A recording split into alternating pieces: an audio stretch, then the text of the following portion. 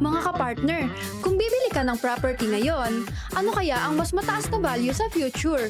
House and lot o condo unit? Tara mga kapartner, samahan niyo ako magtanong. Sa tingin mo, alin ang mas mataas ang value sa future? Condo unit o house and lot?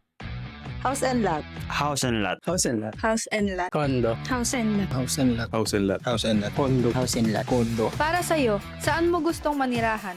Condo unit o house and lot? House and lot sa province. House and lot. Condo. House and lot. Condo. House and lot. House and lot. House and lot. House and lot. House and lot. House and lot. House and lot. Sa tingin mo, ano ang mas mahalagang factor sa pagtaas ng value ng property? Location, demand, o laki ng property?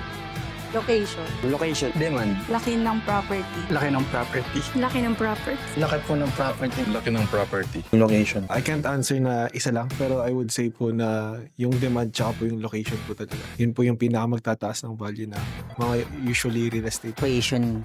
Actually, lahat yun eh. Pero pinaka-importante dyan yung demand talaga. Para sa akin, lahat naman yan importante. Pero ang pinaka-consider talaga para sa akin ng karamihan is yung location. Second na lang doon is yung laki ng property. Kayo mga kapartner, anong pipiliin nyo?